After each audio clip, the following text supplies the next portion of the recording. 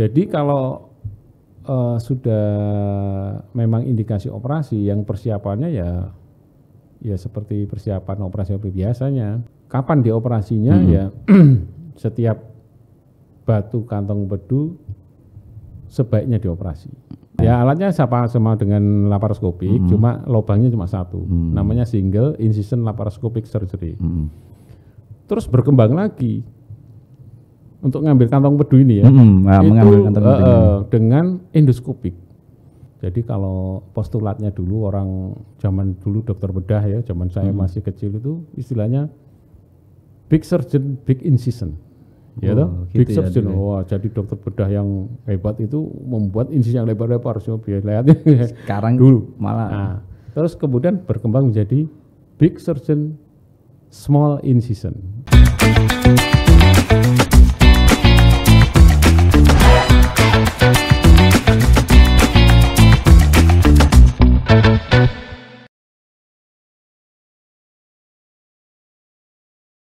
Assalamualaikum warahmatullahi wabarakatuh.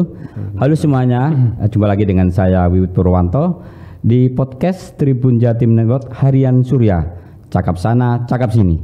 Bersama saya sekarang ada Dr. Taufan Haryanto, spesialis bedah digestif dari Rumah Sakit Siti Hajar Sidoarjo. Kapan hari saya podcast dengan Dr. Taufan, kita membahas tentang fungsi empedu dan bagaimana jika orang itu terkena empedu, apa yang dilakukan seperti dan sebagainya.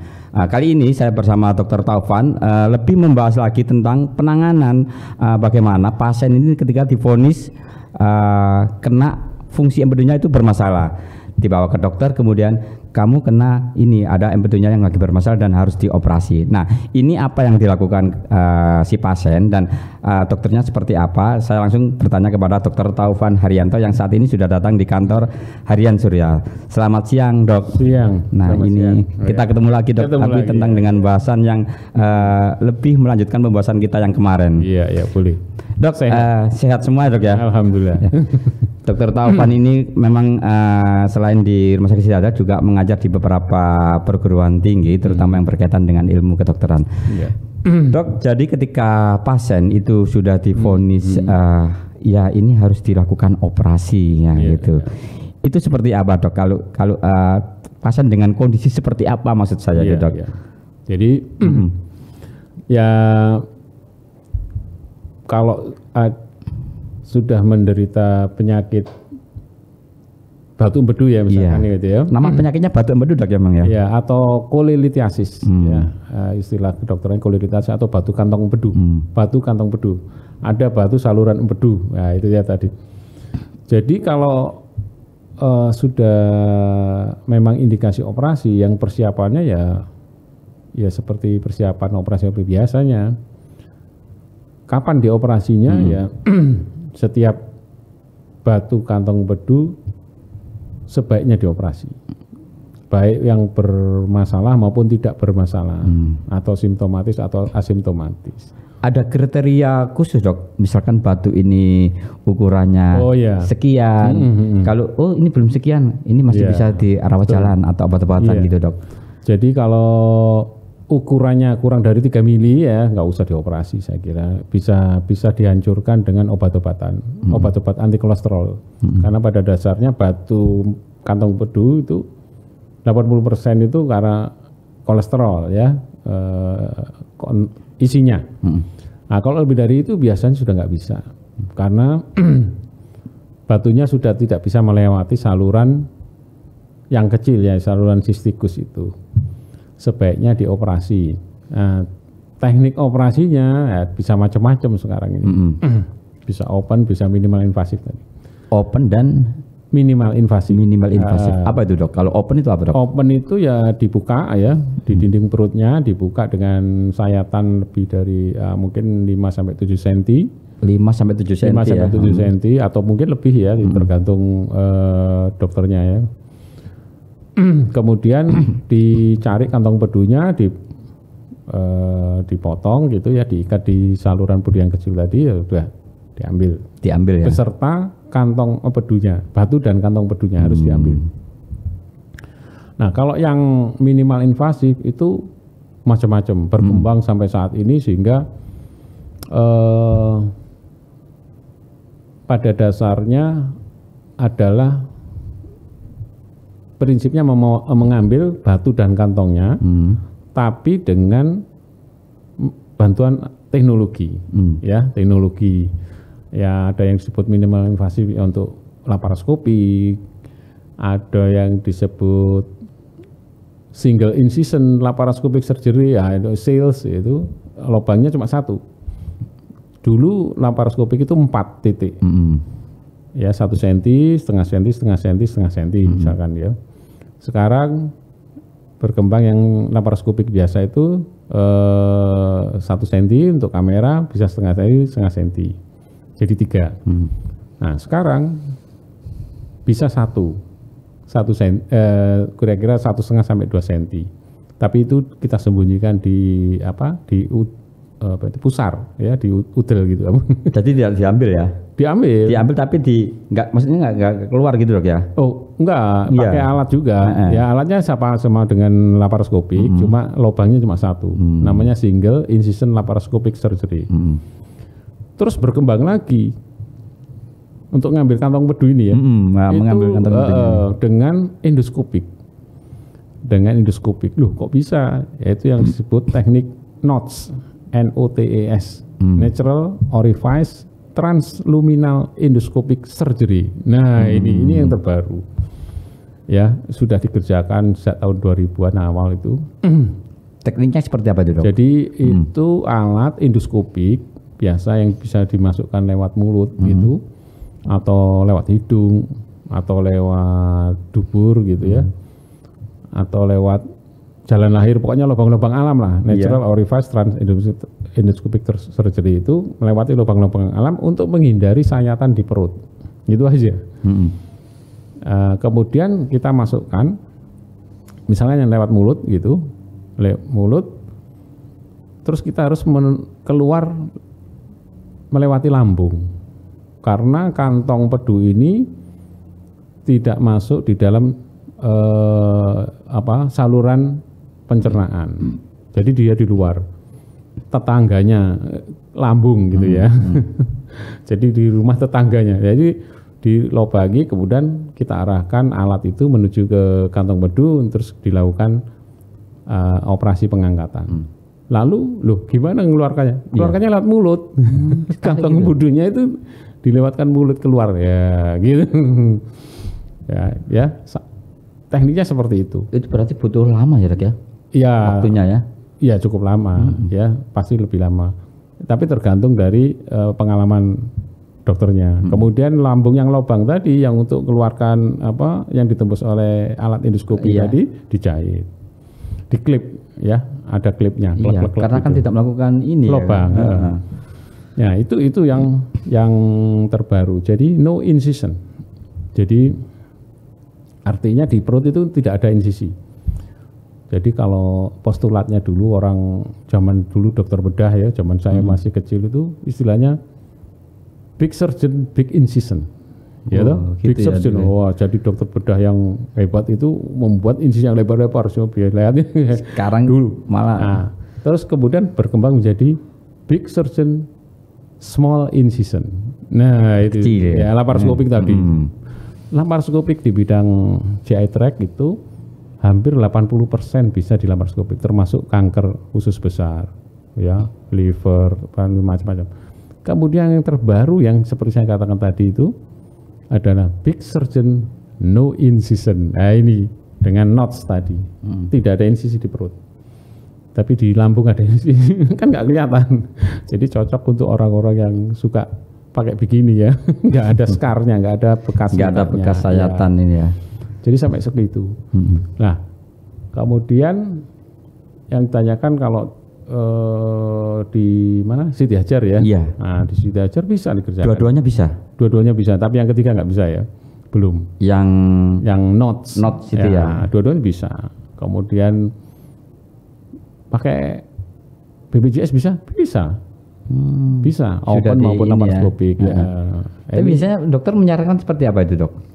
Ya sebaiknya laparoskopik ya, karena memang ini lebih nyaman, lebih nyaman untuk pasiennya, lebih cepat bekerja, apalagi kalau orang sibuk dan sebagainya, itu lebih nyaman, bisa lebih cepat kerja, bisa aktivitas kembali, nyerinya berkurang, nggak sama dengan kalau yang open ya. Itu sampai berapa hari gitu Dok sudah bisa aktivitas kembali? Sebenarnya sih hari ketiga, keempat itu sudah bisa aktivitas sebenarnya ya. Yang laparoskopi, yang minimal invasif. Kalau yang open biasanya karena memang nyerinya lebih banyak gitu ya. Itu yang kadang-kadang pasien itu jadi takut. Waduh nanti nyeri yang gini, nanti jahitannya jebol, macam-macam lah yang dipikirkan gitu ya. Kalau minimal invasif itu jahitannya ya sedikit juga. Sampai berapa jam Dok kalau teknis operasinya? Yang laparoskopik ya kalau nggak ada komplikasi biasanya 15 menit sampai 30 menit selesai. Cepet ya. Ya itu tergantung jam terbang dokternya ya. Tapi kalau awal-awal ya memang lama sejam 2 jam wajar, nggak masalah. Berarti ini apa namanya tindakan invasif laparoskopi dan atau open ini memang sudah menjadi opsi jika ada fungsi empedu ini bermasalah ya gitu ya. Iya, ada batu di kantong empedu. Harus diangkat. Iya. Dok, kalau gitu Dok, diangkat itu apa nggak ada efek untuk tubuh kita? Ada salah satu organ tubuh kita yang diangkat? Hilang. Oh, nggak ada. Sehat aja efeknya. Jadi efek sampingnya adalah sehat, sembuh gitu kan. Jadi nggak ada keluhan lagi aslinya gitu. Di kemudian hari nggak ada. Baik. Pengambilan batunya aja sama kantong empedunya ya? Iya, dua-duanya harus diambil. Nggak boleh kantong batunya aja nggak boleh. Kantong dan batunya itu harus diambil. Karena memang biasanya kantongnya itu juga sudah infeksi atau menjadi infeksi kronis. Nah ini menjadi penebalan dan sebagainya, itu baiknya ya diambil aja. Jadi memang opsi bagi pasien yang mengalami permasalahan di fungsi empedu memang harus dioperasi ya Dok ya. Iya. Kecuali tadi batunya tidak lebih dari 0,3 mili ya. Itu bisa dilakukan rawat jalan. Bisa diobati. Kalau pasien saya datang 3 mili diukur dari USG, saya nggak mau operasi malah. Nggak usah operasi. Obati aja. Tunggu ya berapa bulan. Nanti dicek lagi hilang ya sudah selesai. Oh bisa hilang? Bisa. Larut kan kena obat-obat. Obatnya itu anti kolesterol sebenarnya. Nah ini saya sedikit menarik, anti kolesterol. Berarti mereka itu yang banyak konsumsi kolesterol punya peluang besar ya Dok untuk ada permasalahan di fungsi empedu ini Dok ya? Nggak mesti ya. Jadi gini, itu kayak si mat solar itu kan.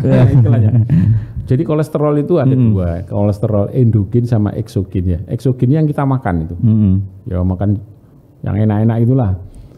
Yang itu hanya 20% sebenarnya yang mempengaruhi yang berpengaruh di dalam tubuh kita. Yang paling banyak produksi kolesterol adalah hati kita. Hati itu memproduksi kolesterol endogen namanya. Kolesterol yang diproduksi oleh hepar atau hati itu 80%. Jadi misalkan aku makan banyak soto tapi nggak batu kantong empedu, ya memang nggak terjadi sama dia nggak punya, mungkin nggak punya risiko.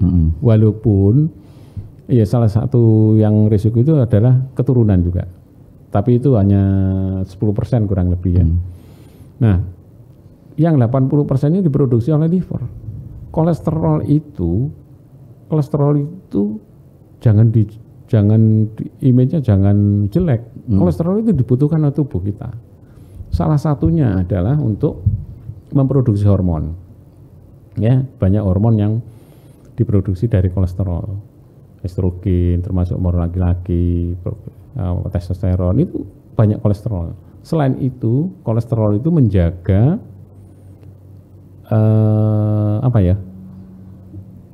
cadangan makanan, selaput saraf kita, termasuk yang di otak. Melindungi ya Dok ya? Iya. Jadi bayangkan kalau kabel ya, saraf itu kan kayak kabel. Dalamnya ada tembaganya kan. Nah ini karetnya ini yang dipelihara oleh kolesterol. Kalau ini pelindungnya terbuka gitu aja, apa yang terjadi? Nyetrum kan? Ya sama ini, keringan. Waduh, strum gitu. Nah itu orang yang kadang-kadang kurang kolesterol atau bahkan lebih juga bisa terjadi seperti itu. Berarti harus sedang-sedang saja. Iya. Nggak boleh terlalu banyak. Betul. Juga jangan sampai opini kita jahat kolesterol, jangan sampai, karena memang juga diperlukan oleh tubuh kita ya dok ya. Perlukan tubuh kita. Dok, balik lagi ke masalah fungsi empati dok. Yang di pembahasan sebelumnya diungkapkan bahwa ketika fungsi empedu ini sudah sangat parah, bahkan timbul kanker. Iya. Terus kalau polip, ya ini juga kita dengar polip yang ada di kantong empedu seperti apa itu dok? Betul. Jadi polip kantong empedu ini justru harus dapat perhatian yang lebih daripada batu ya. Memang polip ini kebanyakan polip kolesterol. Nah, kembali kolesterol. Pemicunya. Iya. Jadi kalau di PEA itu periksa, polip kolesterol yang paling banyak. Tapi kalau polip ini tumbuhnya lebih dari 1 atau 2 itu dan besarnya lebih bervariasi, nah kita sudah curiga. Jangan sampai menjadi suatu keganasan, karena risiko keganasannya kira-kira juga 10%. Itu yang pertama. Kedua, biasanya lebih nyeri daripada batu. Polip ini. Dan dia berada di di luar kantong itu ya. Di dalam kantong. Di dalam kantong. Di dalam tapi kantong. Bentuknya bukan batu ya. Bukan batu ya. Itu bisa didiagnosa atau dilihat dari USG sebenarnya. Ya, jadi kalau batu sama polip kelihatan ya. Di USG itu bisa berbeda. Beda. Jadi bentukannya ada bendolannya juga ya, tapi bacaannya bisa berbeda. Jadi kalau ada batu itu biasanya karena ada bayangan hitamnya di belakangnya, ekornya. Kalau polip enggak ada. Ya gitu aja. Bayang-bayangnya mungkin itu yang batu tadi itu ya. Iya.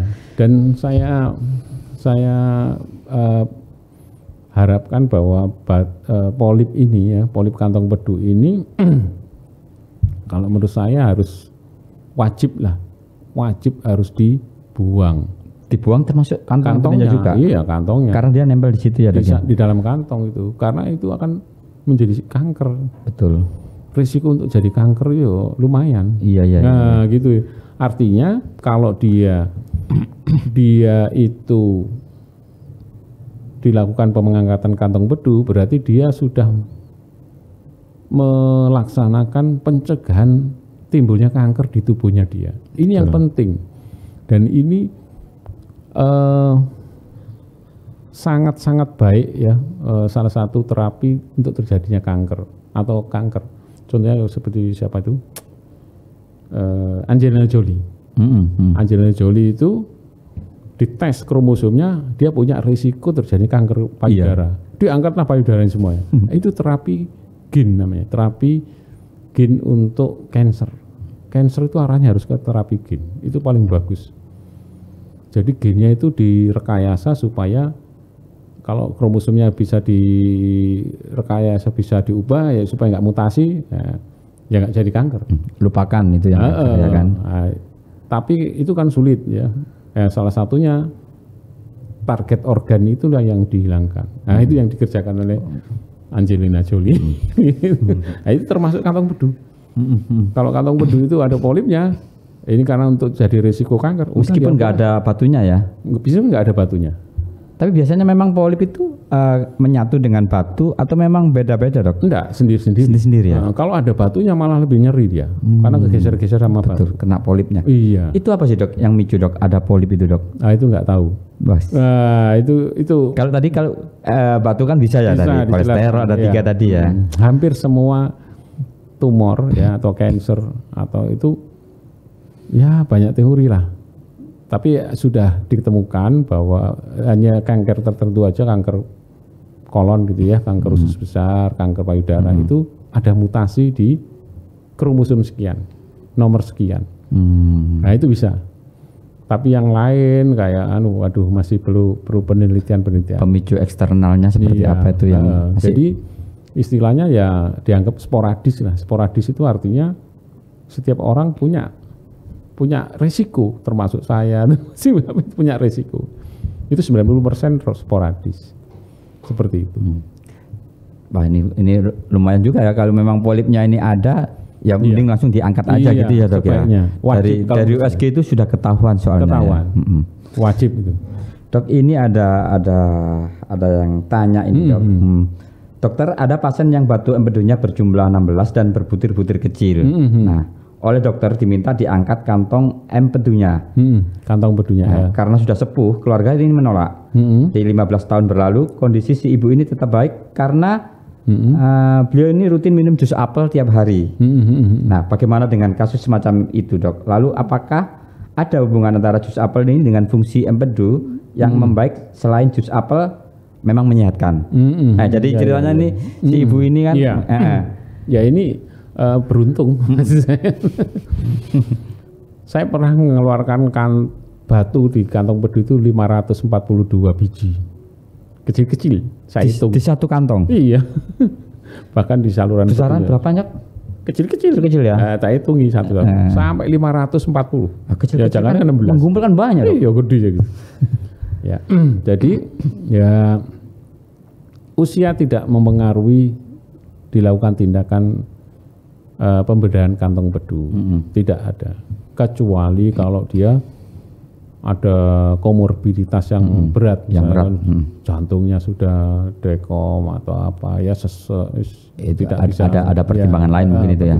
Jadi kita harus berpikir secara holistik ya, lihat keseluruhan pasien. Ya kebetulan ya mungkin ya sampai saat ini nggak apa-apa, itu bisa aja. Sudah 15 tahun ini ya. Iya, bisa aja. Tapi ingat ya itu geseran-geseran itu proses itu jalan terus. Kuatir yang disebutkan tadi itu ya. Proses itu jalan terus.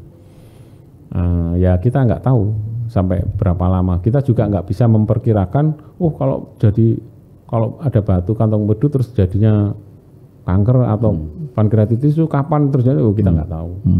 Ya. Kemudian mengenai jus apel. Jus apel itu kan asam. Memang betul.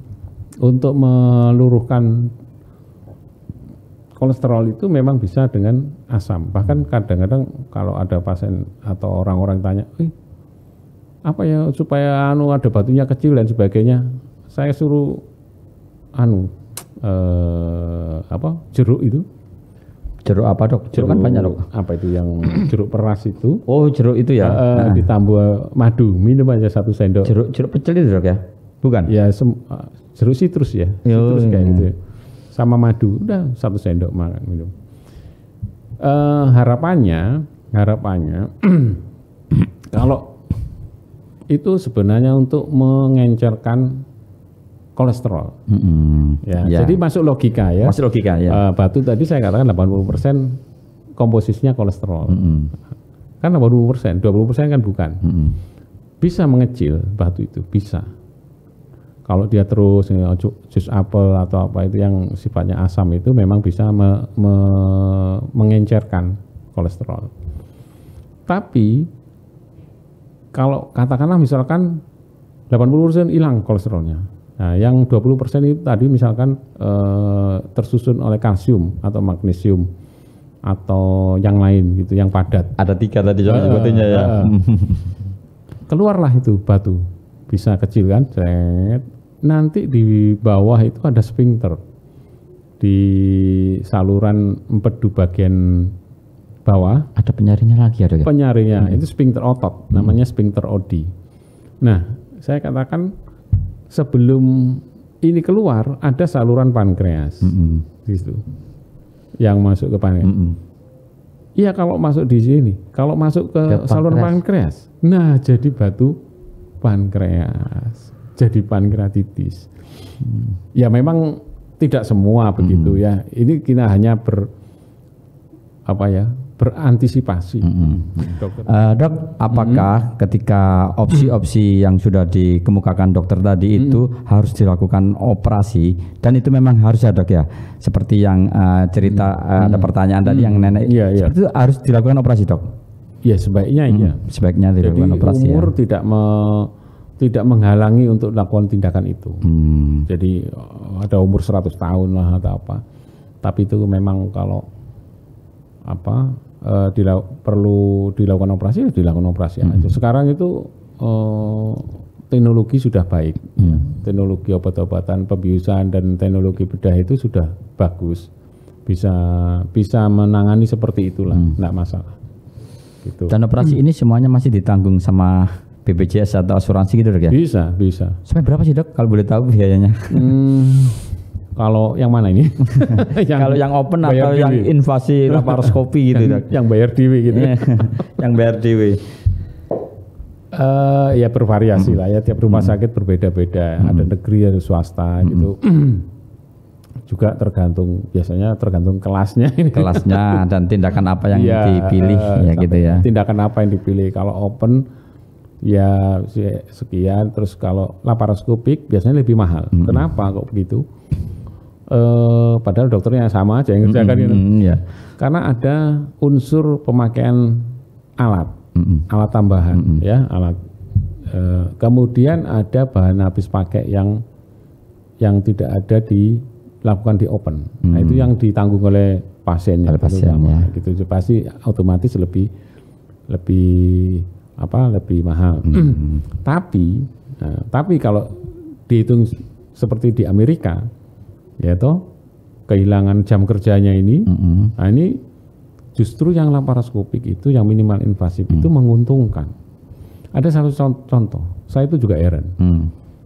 Ada seorang ibu-ibu umur 56 tahun ya, seorang pejabat, saya operasi dengan teknologi single incision laparoskopik yang lubang 1 itu. Dia orang sibuk sekali. Saya bilang kalau mau sibuk supaya Senin bisa masuk, operasi hari Jumat. Nah, saya operasi maghrib selesai, jam 5:30 pagi telepon saya, dok, besok paginya. Ternyata Sabtu itu dia ada acara di kantornya. Dok, saya boleh pulang nggak? Lu kaget ya? Lu nggak apa-apa bu? Enggak sakit, enggak apa, saya sudah jalan-jalan, sudah makan, sudah enggak apa-apa kalau saya pulang. Loh, boleh. Tapi nanti kalau ada apa-apa bilang saya, telepon saya. Ya alhamdulillah enggak apa-apa. Itu karena teknologi. Iya. Ya, karena teknologi dilakukan dengan prosedur yang benar. Kemudian, ini untungnya dia bisa bekerja lagi. Besoknya bekerja lagi. Saya heran. Sabtu itu ya. Sabtu itu. Kan rencana kan biar ada waktu rehat Sabtu Minggu ya. Iya, maksud saya sudah Senin masuk gitu ya. Itu enggak orang wanita ini. Tugas negara kayaknya dok. Hebatnya begitu. Jadi inilah keuntungan minimal invasifnya. Memang dilihat agak lebih mahal sedikit, tapi kalau dilihat dari average length of stay-nya di rumah sakit, ya itu kan bayar tiap hari kan, kalau dirawat bayar berapa itu. Nah ini jadi pendek, nah, itu bisa jadi relatif. Artinya keuntungan yang didapat setelah operasi ini lebih ke pasiennya lebih banyak ketimbang nanti open dengan masih nyeri lama terus kehilangan khawatir kebuka lagi nanti ya kan. Itu apalagi nanti kalau notes katanya gitu, waduh bisa office hour. Sejam selesai gitu ya? Bukan, pagi operasi sore pulang. Nah, sudah dimulai seperti itu. Pengaruh biusnya belum selesai nanti? Oh sudah, bius itu, nah itu makanya ada teknologi bius yang cepat sudah dieliminasi oleh tubuh, 4 jam, 6 jam sudah hilang pengaruhnya. Nah itu ya teknologi kan, kembali obat bius yang sudah mulai bagus ya. Kalau zaman dulu ether 12 jam, 18 jam baru sadar gitu. Sekarang udah orang operasi otak sambil makan nggak apa-apa kan. Sorenya sudah pulang gitu. Iya. Dari mana? Dari dokter gitu.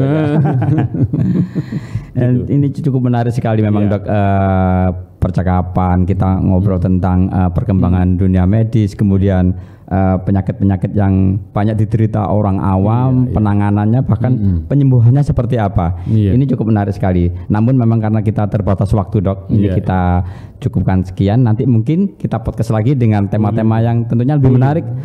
Artinya Pak, orang-orang awam ini lebih bisa memahami kesehatan, bisa mengantisipasi lebih dini gitu ya dok ya. Iya betul. Nah demikian Tribuner dan pembaca Harian Surya, podcast saya bersama Dr. Taufan Hidayat dari Rumah Sakit Siti Hajar tentang fungsi empedu di podcast yang pertama. Kemudian kita lanjutkan tentang bagaimana penanganan dan penyembuhannya. Nanti akan kita bikin lagi podcast yang dengan tema yang menarik, yang dimana penyakit ini banyak sekali kita jumpai di masyarakat. Saya Wiwit Purwanto bersama Dr. Taufan Hidayat. Terima kasih. Assalamualaikum warahmatullahi wabarakatuh. Waalaikumsalam.